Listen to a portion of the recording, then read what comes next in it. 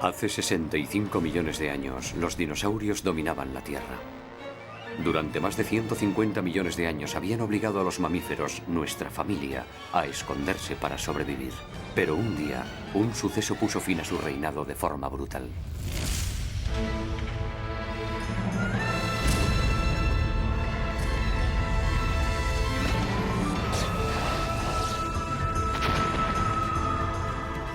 El impacto de un meteorito produjo su completa extinción. Por suerte, nuestros antepasados sobrevivieron a aquella catástrofe. La hora de los mamíferos parecía haber llegado por fin. Pero aún no era realmente el caso. Aún debían afrontar una última prueba. Los continentes se desplazaban, colisionaban entre sí y se fraccionaban constantemente. Entre la desaparición de los dinosaurios y la época actual, la actividad de los continentes fue más intensa de lo que había sido nunca.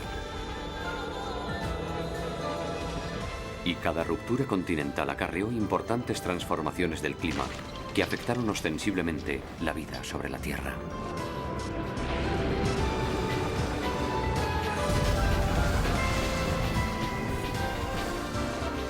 En el transcurso de este periodo de grandes cataclismos, nuestros antepasados evolucionaron hasta la aparición de los primates, la gran familia de los simios. Para asegurar su supervivencia, uno de sus órganos se desarrolló de forma espectacular: el ojo.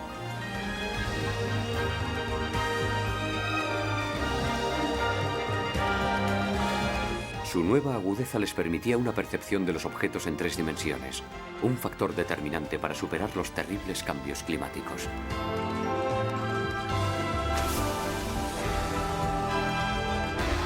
Es la historia del desarrollo de los ojos de los primeros primates, lo que vamos a descubrir hoy. Planeta Tierra.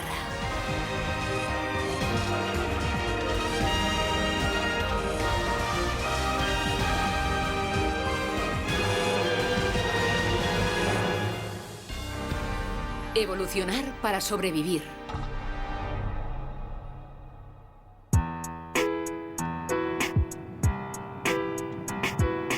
¿A qué se parecían nuestros antepasados cuando acabó el reinado de los dinosaurios sobre la Tierra?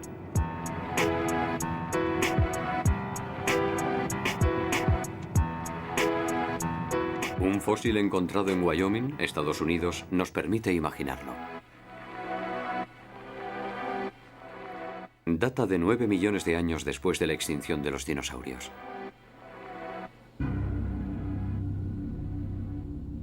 Se trata del fósil de un animal llamado Carpolestes.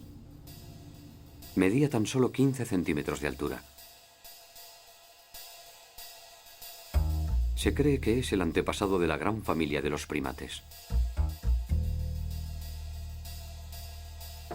Su mano estaba provista de un pulgar capaz de plegarse hacia la palma, lo que le permitía agarrar objetos, una cualidad común a todos los primates.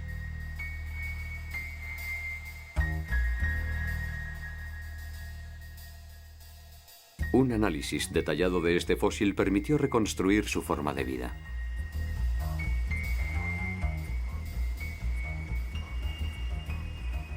Su hábitat era el bosque.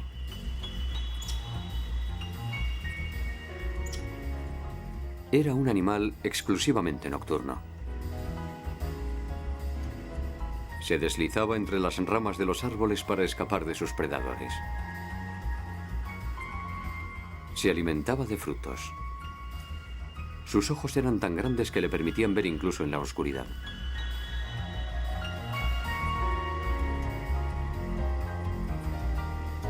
De hecho, su forma de vida había evolucionado muy poco desde la época en que los reptiles dominaban la Tierra. ¿Por qué nuestros antepasados continuaban viviendo escondidos, ahora que ya no existía la amenaza de los dinosaurios? Este fósil podría ser muy bien la respuesta a esa pregunta. Estas huellas pertenecen a un animal que vivía en la misma época que Carpolestes.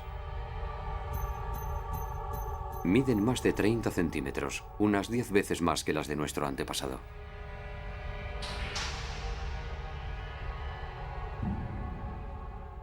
¿A quién pertenecían? a un animal provisto de patas robustas, un cuello largo y un gran pico.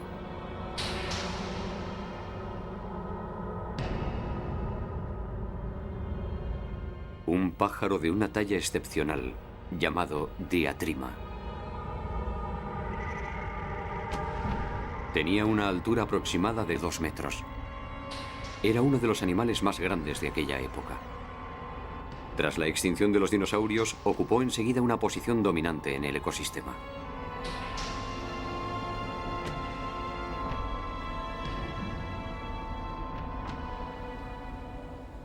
El profesor Lawrence Whitmer es un especialista en dinosaurios de la Universidad de Ohio.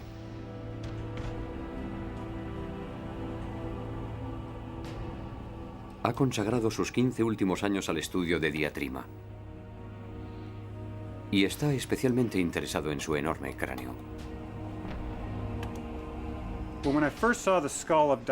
Cuando vi por primera vez el fósil de diatrima, lo primero que me llamó la atención fue la talla de su cráneo. Es absolutamente gigantesco. Es el cráneo de un ave, pero es mucho más grande que el cráneo de cualquier ave de las que conocemos hoy. Es posiblemente más grande que el de un león o de un oso, pero su composición es diferente. ¿Para qué podría servirle un cráneo así? Estudió pues el fósil con la ayuda de un escáner médico que utiliza los rayos X para producir de forma continua imágenes de secciones transversales de un objeto. También permite examinar en detalle su estructura interna.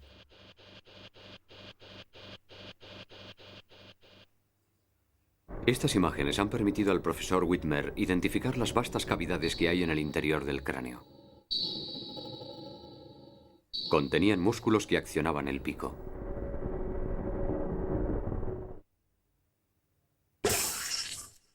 La dimensión de estas cavidades demuestra que sus músculos eran lo bastante voluminosos y, por tanto, lo bastante poderosos para permitir al animal arrancar la carne de sus presas como lo haría un león.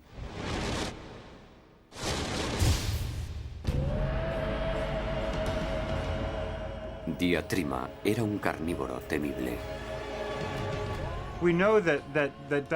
Sabemos que diatrima, como los tiranosaurios, estaba provisto de una potente mandíbula que no solo le permitía matar, le permitía también despedazar la carne de sus víctimas. Por tanto, podríamos afirmar, aunque con cierta prudencia, y supongo que es lo mismo que experimentaban sus contemporáneos, que en muchos sentidos, diatrima era una especie de mini Tyrannosaurus Rex.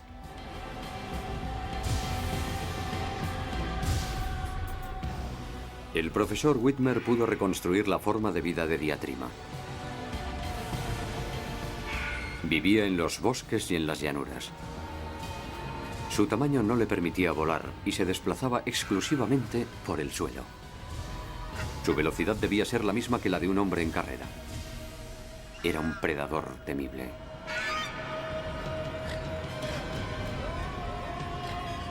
Este animal es un Iracotherium, un viejo antepasado del caballo. En aquella época los mamíferos se encontraban aún en un estado muy primitivo. Este animal, del tamaño de un perro, era incapaz de correr deprisa. Era una presa fácil para un pájaro carnívoro de 2 metros de altura.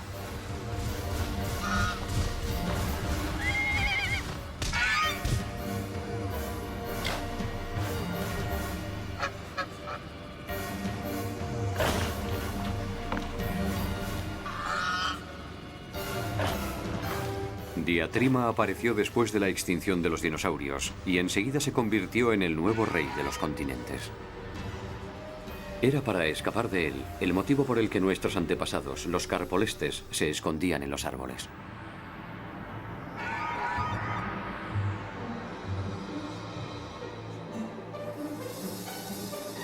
El hábitat del diatrima se extendía desde Europa hasta América del Norte.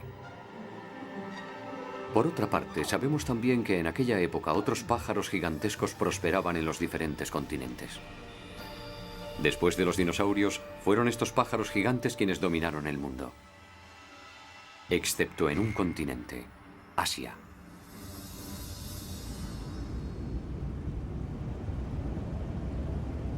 Es el único continente en el que no se ha encontrado nunca un fósil de pájaro gigante.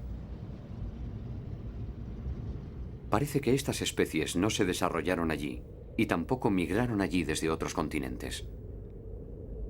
Pero ¿a qué pudo deberse? Esta es la disposición de los continentes sobre la Tierra en aquella época. Un largo y angosto mar, llamado el Estrecho de Turgai, separaba Asia de Europa.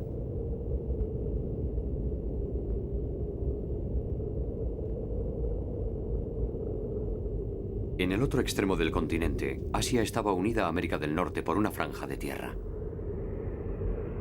Pero como estaba situada muy al norte, esta pasarela estaba cubierta de glaciares. Por consiguiente, la vida no podía circular desde un continente a otro. Podemos afirmar, pues, que Asia estaba separada de los demás continentes. Los mamíferos evolucionaron rápidamente en este hábitat, protegido de la amenaza de los pájaros gigantes.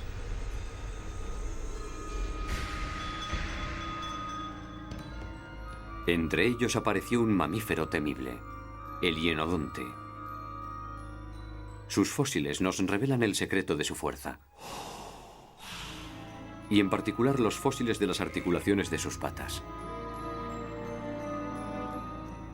Sus formas lisas y torneadas revelan que el animal era capaz de realizar movimientos muy vivos. Un carnívoro poderoso, dotado de una gran rapidez de acción, había podido por fin triunfar entre los mamíferos, que hasta entonces habían tenido que esconderse siempre de los dinosaurios o de los pájaros gigantes. La lucha por la supervivencia se estableció entre Hienodonte, el rey de los mamíferos, y Diatrima, el más terrible de los pájaros gigantes. Estas dos impresionantes especies habían evolucionado en continentes aislados entre sí, pero un día el enfrentamiento fue inevitable.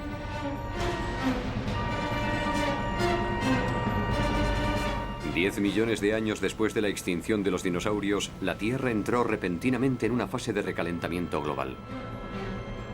Los glaciares que bloqueaban el paso entre Asia y América del Norte terminaron derritiéndose, de modo que los animales pudieron circular libremente de un continente a otro.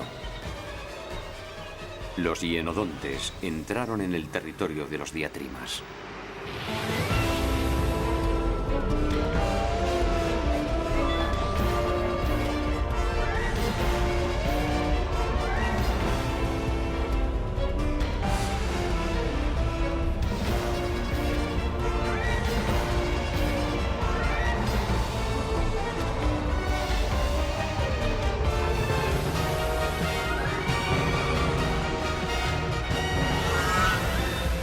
Hienodonte solo pesaba 5 kilos, 40 veces menos que Diatrima.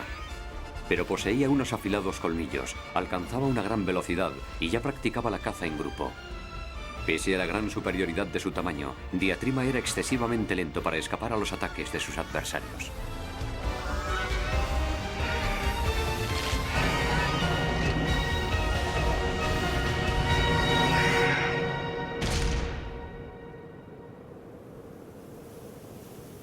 Se cree que fueron los hienodontes los causantes de la desaparición de los diatrimas.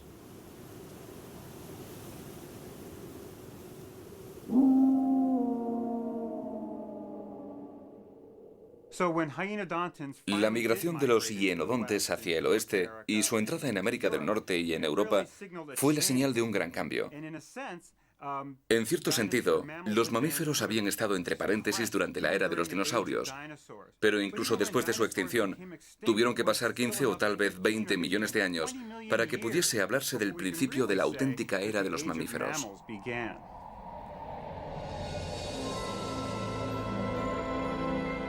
La era de los mamíferos por fin había llegado.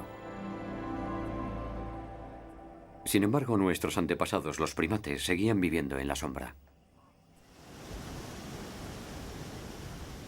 Este es el bosque donde habitaban los carpolestes al principio de la era de los mamíferos. Entonces, los únicos árboles grandes eran las coníferas.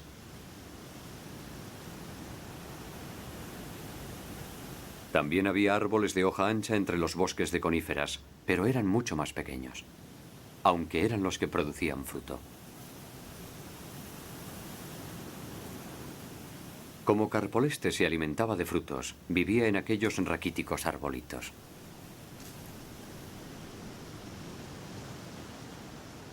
Cuando acababa con los frutos de un árbol, había que bajar al suelo para subirse a otro. Era un momento particularmente peligroso.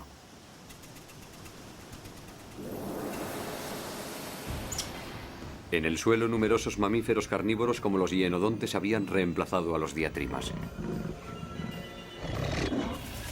Pero la vida de nuestros antepasados, bajo la presión constante de sus primos los mamíferos, iba a conocer enseguida una espectacular mejora.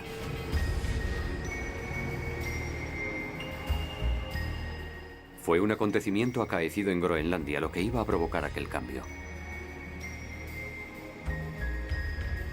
En 2003, una exploración de los fondos marinos llevada a cabo por investigadores de la Universidad de Oslo reveló la existencia de una extraña configuración topográfica en el fondo del mar. El equipo descubrió 800 agujeros gigantescos de 3.000 metros de profundidad.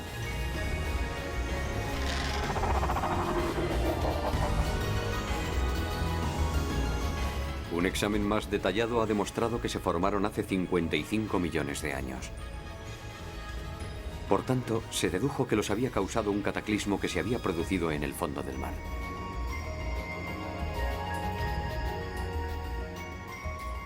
Fue una ruptura continental de grandes dimensiones lo que provocó este fenómeno. El interior del manto terrestre es agitado por un poderoso movimiento llamado corriente de convección del manto. Hace 55 millones de años, esta corriente comenzó a separar Groenlandia de Europa, que hasta entonces estaban unidas por tierra.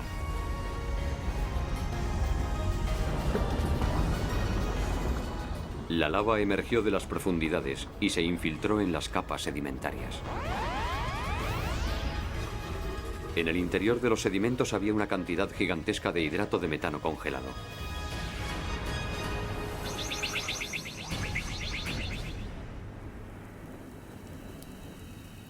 Cuando el hidrato de metano se calienta, se descompone y libera metano, un potente gas de efecto invernadero.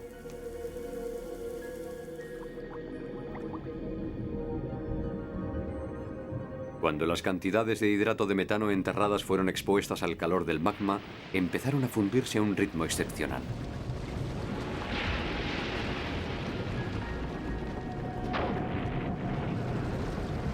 Un enorme volumen de metano fue brutalmente liberado, causando una serie de violentas explosiones.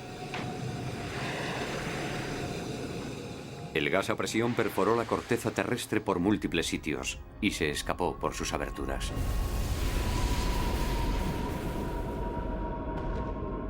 Cuando el metano se encuentra con el oxígeno, se produce una combustión espontánea. Columnas de fuego se elevaron por encima de la superficie del mar. Se cree que aquellos pilares de metano incandescente pudieron alcanzar alturas de varios kilómetros.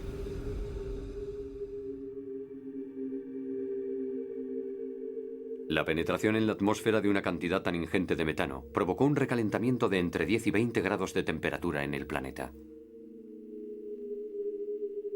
Fue ese fenómeno lo que desencadenó el derretimiento de los glaciares sobre las tierras que separaban Asia de América, permitiendo así el encuentro de los hienodontes con los diatrimas.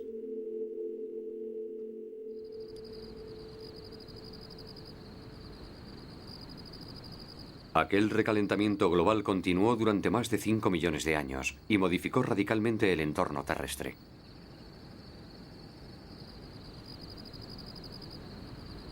Nos encontramos en el Parque Nacional de John Day Fossil Beds, en Oregón, Estados Unidos. Fue aquí donde se descubrieron las pruebas de aquel gran cataclismo.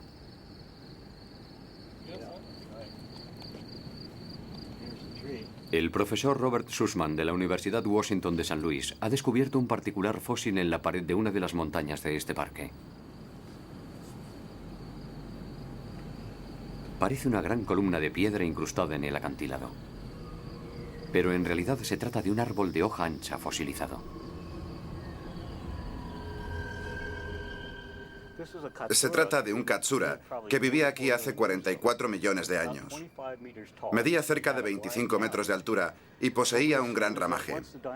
Se cree que cuando desaparecieron los dinosaurios, las angiospermas tenían todavía un tamaño pequeño, poco follaje, y que el calentamiento global les hizo desarrollarse cada vez más, creándose así un medio ideal para la evolución de los primates.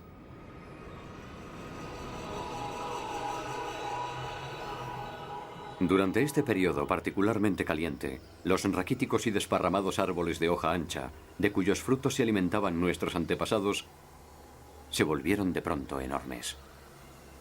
A diferencia de las coníferas como cedros y cipreses, los árboles de hoja ancha extienden sus ramas en todas direcciones. Las de un árbol cualquiera terminaban lógicamente mezclándose con las del árbol vecino. Y aquello iba a permitir que nuestros antepasados experimentasen un rápido desarrollo. A lo largo de la costa oriental del continente africano se encuentra la isla de Madagascar. Aquí podemos comprender por qué este entorno era tan favorable a los primates.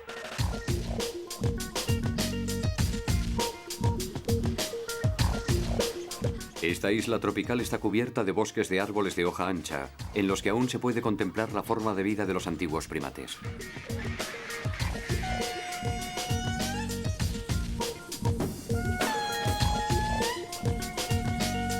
Estos animales son lemúridos.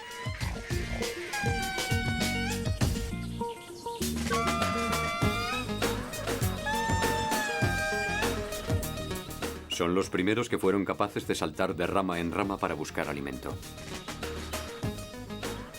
En los bosques de los grandes árboles de hoja ancha, como las ramas de los árboles se entrecruzan, los primates pueden desplazarse de uno a otro sin descender nunca al suelo.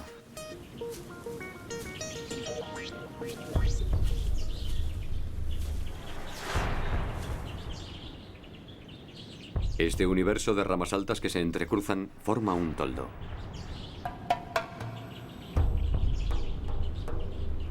Por primera vez en su historia, este universo hacía acto de aparición en nuestro planeta.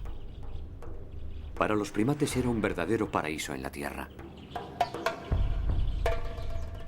A partir de entonces pudieron vivir su vida sin tener que descender jamás a una tierra donde merodeaban sus predadores.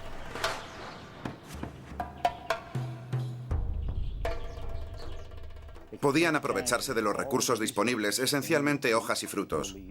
Y por otro lado, ya no tenían que inquietarse a causa de los predadores terrestres.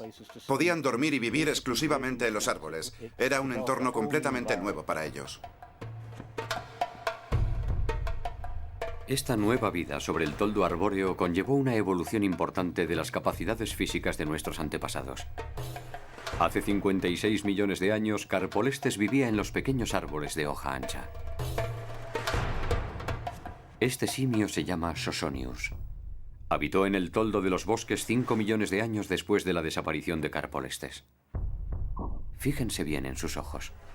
Al principio estaban situados a ambos lados de la cabeza. Pero cuando los primeros primates empezaron a vivir en el toldo arbóreo, sus ojos se desplazaron hacia la parte frontal del cráneo. Alineándose así, disminuían la amplitud del campo visual. Pero ahora el campo visual de cada ojo se superponía al del otro, y gracias a ello, Sosonius tenía una mejor percepción de la profundidad.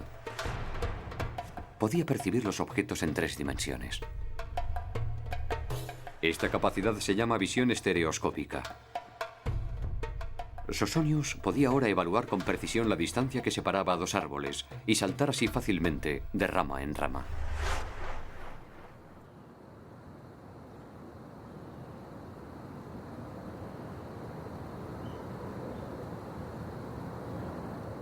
Una ruptura continental había provocado, por tanto, la aparición de un nuevo hábitat que, a su vez, ayudó a nuestros antepasados a desarrollar esta nueva cualidad.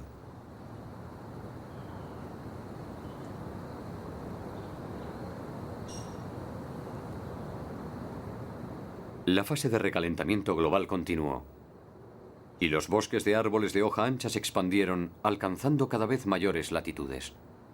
La Tierra se transformó en un planeta verdoso, recubierto de espesos bosques.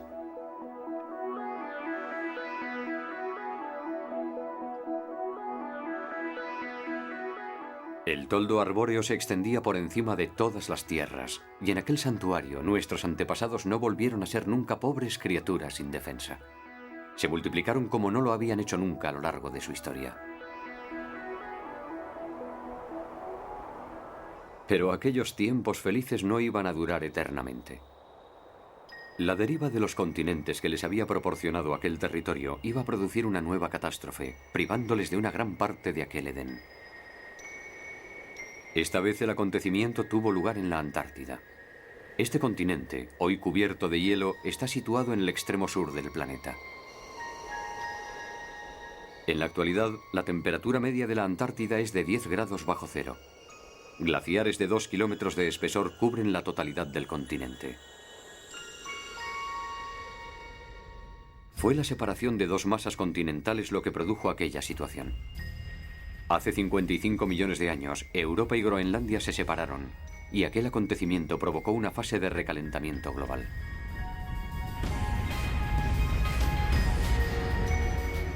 En el otro extremo del planeta, otra ruptura continental había comenzado e iba a provocar un trastorno completo del clima de la Antártida.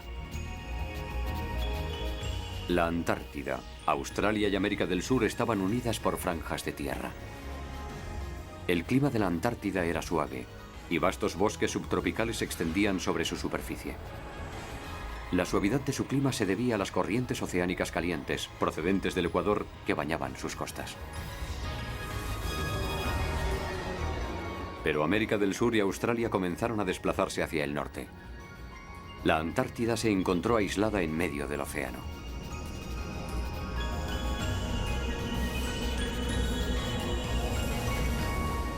Arrastrada por la rotación de la Tierra, en aquel mar sin obstáculos, una corriente, llamada corriente circumpolar, empezó a dar vueltas alrededor del continente. Su presencia bloqueó la progresión de las corrientes calientes procedentes del Ecuador.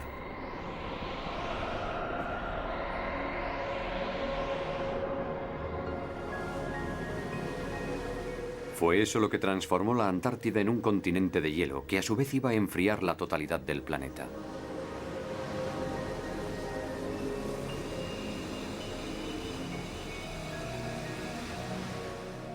Hace 33 millones de años, cuando la Antártida quedó completamente aislada de los demás continentes, las temperaturas que habían permanecido elevadas a causa del metano liberado en la atmósfera descendieron 30 grados.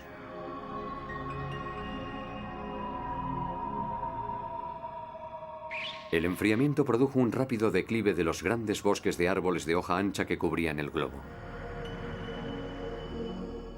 Nuestros antepasados se encontraron con un hábitat restringido para sobrevivir y tuvieron que abordar un nuevo estado de su evolución.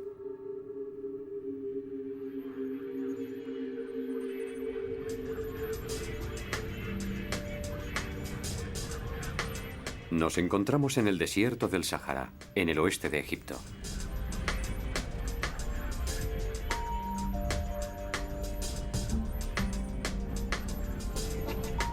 En esta zona se extendía un denso bosque subtropical, uno de los santuarios preservados donde vivían los primates.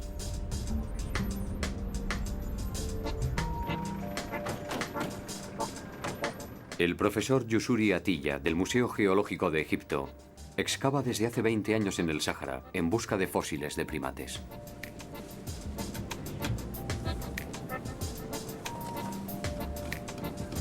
En esta cantera no se permite el paso con calzado para evitar el riesgo de aplastar un fósil.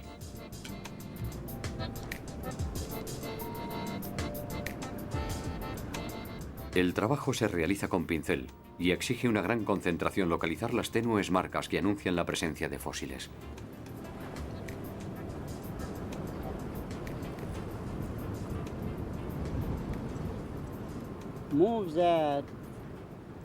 Vamos a ver qué hay aquí. Una mandíbula de simio. Una bellísima mandíbula. En esta cantera se han encontrado fósiles de 22 especies diferentes de primates. Entre ellas, las de aquellos antepasados nuestros que habían superado una nueva etapa de la evolución.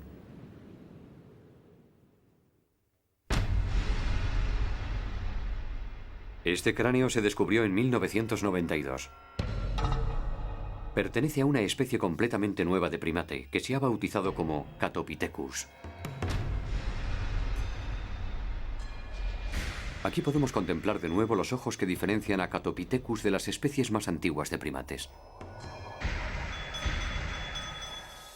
Los fósiles de cráneos de primates más primitivos presentan órbitas completamente abiertas. Las del Catopithecus están cerradas en la parte interior. Un tabique óseo apareció en la parte posterior del ojo.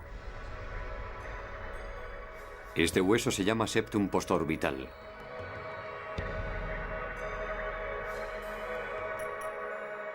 Este tabique se encuentra en numerosos primates actuales como los gibones, los chimpancés y, por supuesto, los humanos.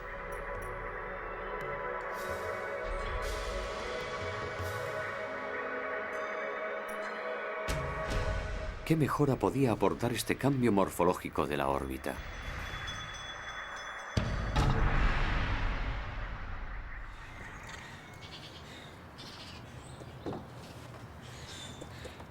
El profesor Callum Ross de la Universidad de Chicago es especialista en primates. Desde el descubrimiento del Catopithecus estudia las consecuencias de la aparición del septum postorbital.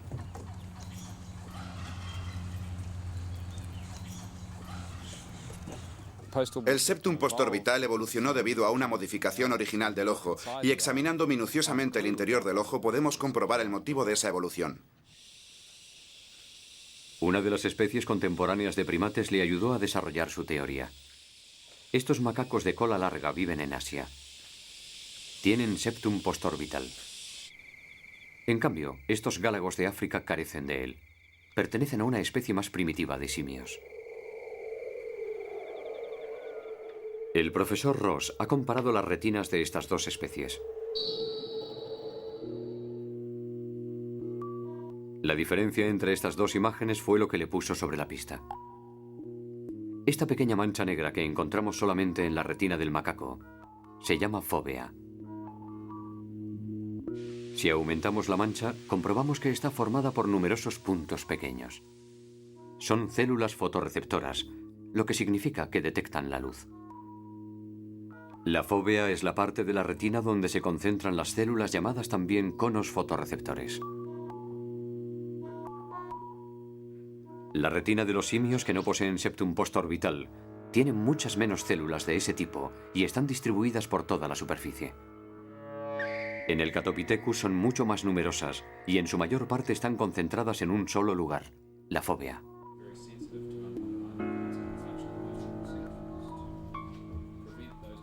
La aparición de la fóvea conllevó una mejora sensible de la visión.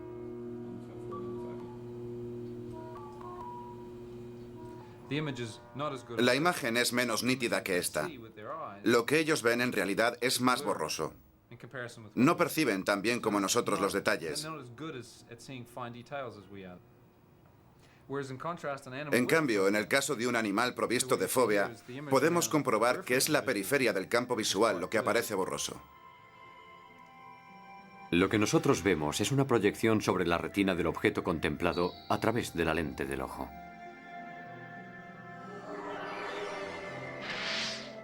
Cuantas más células visuales se agrupen en la retina, más detallada será la visión que obtengamos.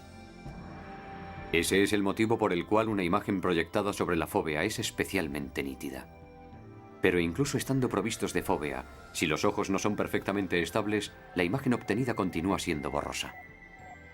La solución a este problema es el septum postorbital. Es el que sostiene firmemente el globo ocular, confiriéndole la estabilidad necesaria. Gracias a su presencia, la fóvea se mantiene perfectamente centrada y la imagen que percibimos es muy nítida. Por consiguiente, cuando encontramos un fósil provisto de septum postorbital, podemos deducir que su especie estaba provista de fóvea y por tanto tenía una buena agudeza visual, comparable sin duda a la de los simios de la actualidad. Cuando el enfriamiento global hizo retroceder los bosques, la agudeza visual de nuestros antepasados debió constituir una ventaja importante para su supervivencia.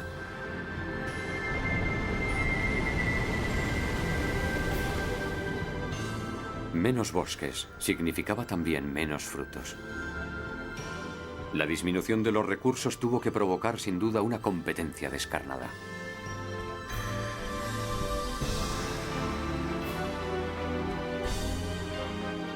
En ese contexto, su agudeza visual permitía probablemente a aquellos primates localizar los frutos con más rapidez que otros animales. Ello les permitió sobrevivir en aquel periodo de crisis.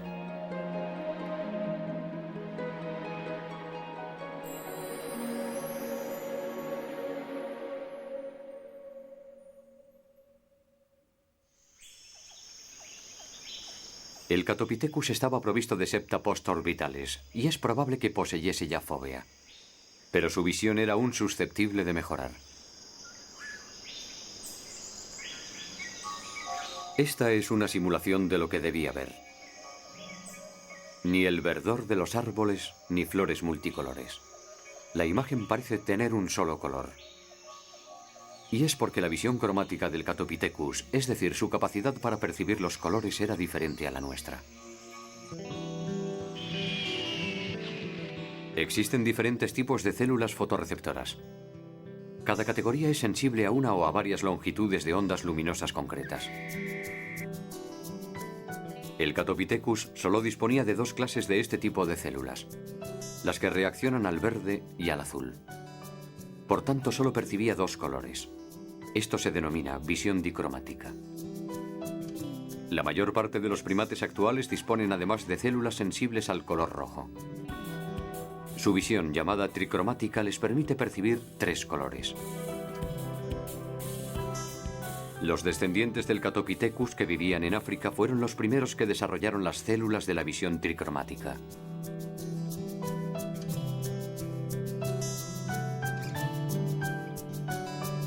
Fue un trastorno del hábitat africano lo que provocó aquella evolución. Hace 33 millones de años, los bosques de África se enrarecieron por el efecto del enfriamiento que había provocado el aislamiento de la Antártida. Los frutos, que eran la base alimenticia de los simios, empezaban a escasear. Por tanto, se vieron obligados a buscar otra fuente nutricia. Se cree que fue esta circunstancia lo que produjo el desarrollo de la visión.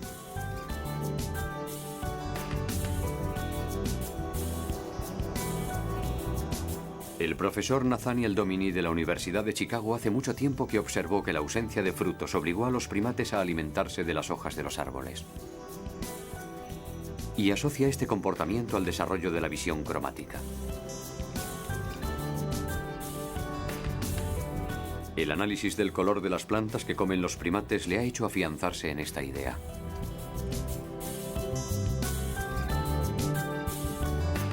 Aquí tenemos las hojas vistas de forma dicromática. Parecen tener todas el mismo color.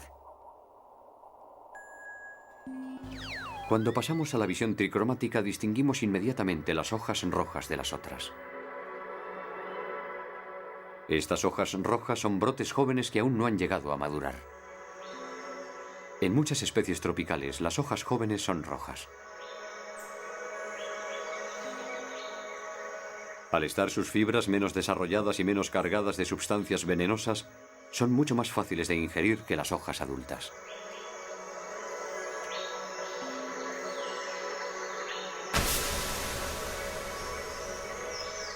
Fue comiendo hojas jóvenes como nuestros antepasados atravesaron los periodos sin frutos.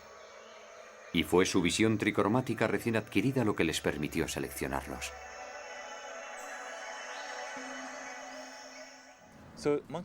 Los simios tuvieron que buscar otra fuente de alimentación. Hoy podemos afirmar que fue entonces cuando empezaron a alimentarse de brotes jóvenes. Cabe también suponer que la visión tricromática apareció en torno a aquella época para permitirles reconocerlos.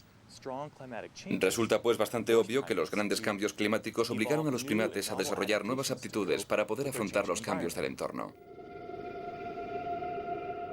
Provistos de estas tres grandes mejoras, la estereoscopia, la fóvea y la visión tricromática, el ojo de nuestro antepasado pudo por fin percibir el mundo tal como nosotros lo vemos en la actualidad. La posición preponderante que ocupó desde entonces el sentido de la visión supondría un nuevo eslabón en el avance de la evolución.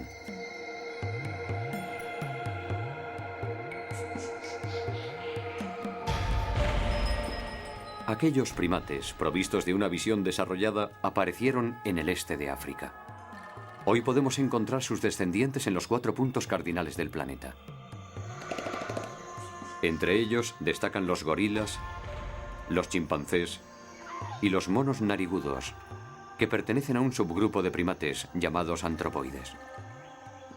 Una de sus características comunes es la capacidad de manifestar una gran variedad de expresiones faciales. Los antropoides son los animales más dotados del planeta en ese aspecto.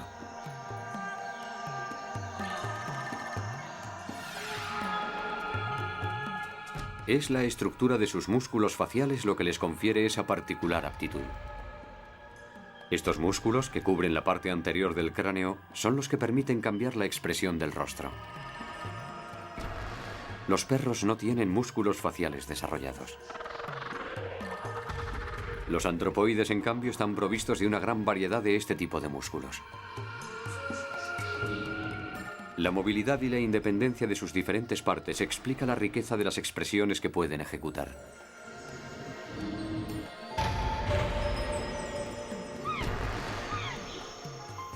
De hecho, esta cualidad está estrechamente ligada a la agudeza visual, que hizo posible la presencia de la fóvea.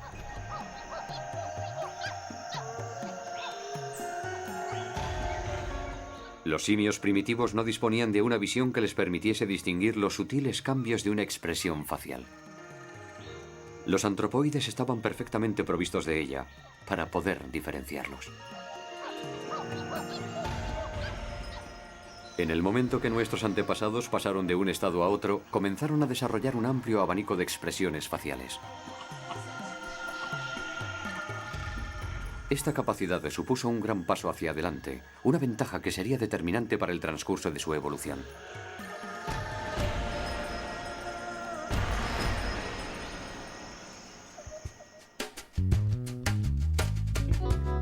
Nos encontramos en el Instituto de Primatología de la Universidad de Kioto, Japón.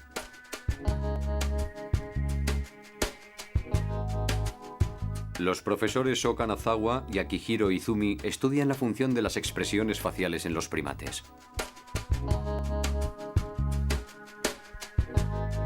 Uno de sus experimentos consiste en determinar si los chimpancés perciben o no los cambios de expresión de sus congéneres. Para sus experimentos, utilizan 3 tipos de expresiones faciales de los chimpancés, además de los gritos que las acompañan. Aquí tenemos una expresión de bienvenida.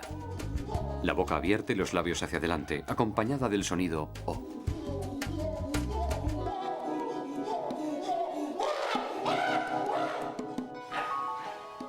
Esta otra expresa la satisfacción de haber comido algo exquisito.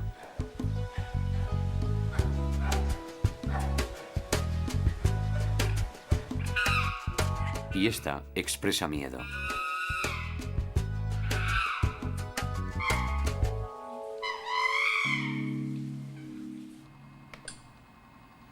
Se coloca a cada chimpancé delante de una pantalla. Cuando la toca, emite un grito.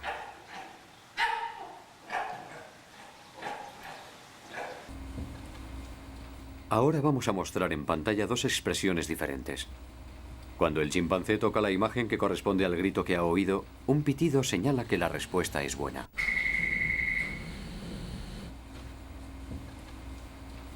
Ahora que han terminado las repeticiones, veamos qué conclusiones sacamos.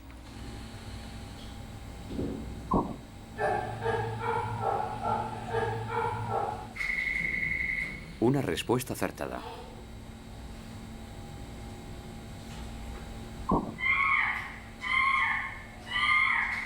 Dos respuestas acertadas.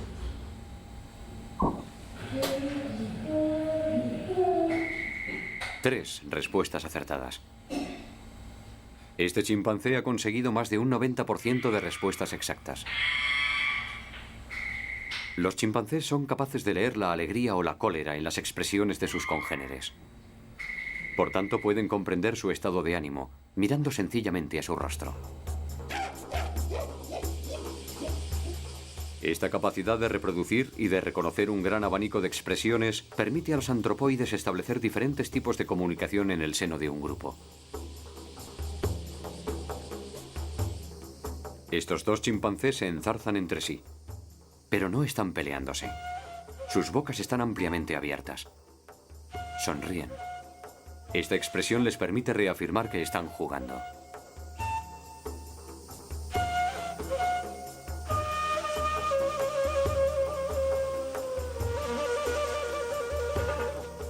Gracias a estas expresiones faciales pueden comunicar instantáneamente sus sentimientos a sus congéneres. Esta cualidad parece servirles también para mantener el orden social del grupo.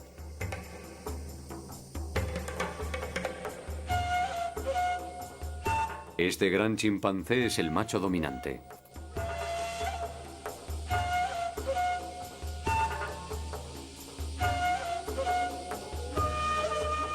Juntando los morros, amenaza a los otros miembros del grupo. Ejecutando esa expresión recuerda la predominancia de su posición jerárquica.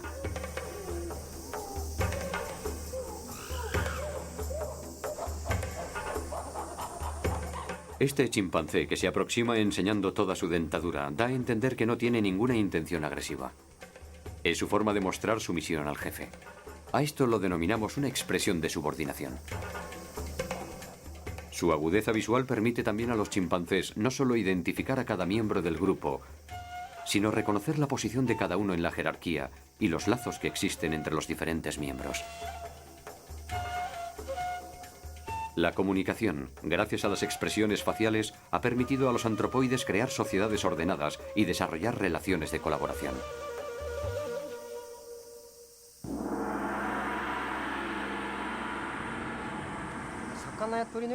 Los animales como los peces o los pájaros forman obviamente grupos, pero son incapaces de considerar que uno de sus miembros tenga una posición específica en el grupo. Permanecen juntos porque resulta más seguro. Se puede afirmar que se trata sencillamente de un grupo de individuos unidos por el instinto. Los antropoides, en cambio, se reconocen claramente gracias a la eficacia de su comunicación facial. Esta capacidad de comunicarse les permite ejecutar tareas complejas en grupo o realizar la repartición del trabajo. En este caso, yo prefiero el término sociedad al término grupo.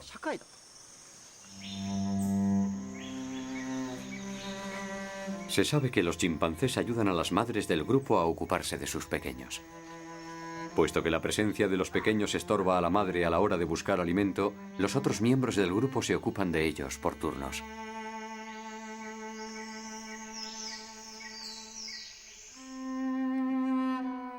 Los chimpancés utilizan al menos 10 expresiones faciales diferentes para comunicarse.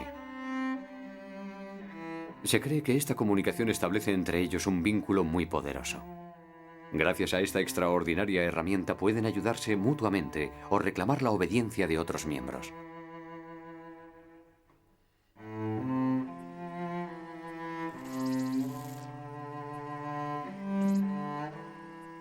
Nuestros antepasados tuvieron que afrontar en solitario pruebas terribles. En aquella época su rostro carecía prácticamente de expresividad. El planeta se había recalentado y los bosques de árboles de hoja ancha se habían desarrollado, proporcionándoles el santuario de su toldo. Y allí encontraron a sus semejantes. Posteriormente, el planeta se enfrió y ellos mejoraron su sistema visual. Nuestros antepasados pudieron entonces reconocerse con más precisión, lo que desarrolló la comunicación facial.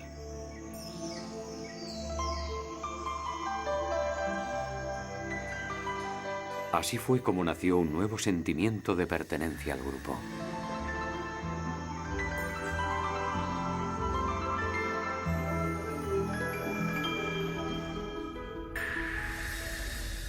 En la Tierra, las masas continentales siempre se han desplazado.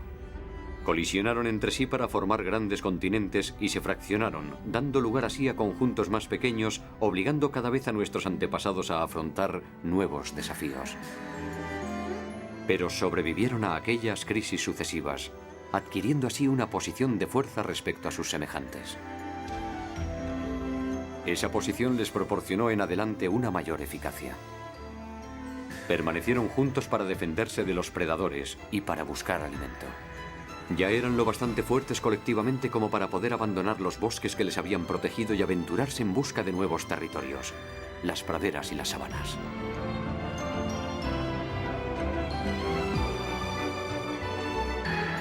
La última evolución de nuestros ojos es un fenómeno específicamente humano. Cuando examinamos los ojos de otros primates, ¿qué constatamos? Solo los humanos tienen blanco en los ojos. Para los animales salvajes, el blanco de los ojos es una desventaja. Revela a los otros la dirección de la mirada. Por tanto, hace previsible el próximo movimiento, lo que supone una desventaja en un combate contra un enemigo. Pero los humanos formaron sociedades en las que la lucha ocupaba una posición menos relevante, y el blanco del ojo se convirtió en un atributo. Les permitió identificar con claridad a la persona que les miraba. Los hombres empezaron a mirarse directamente a los ojos para hacerse comprender mejor.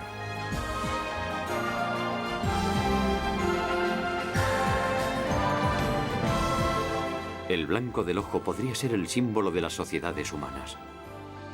La materialización de ese poderoso vínculo que agrupó a los hombres que decidieron vivir juntos en confianza.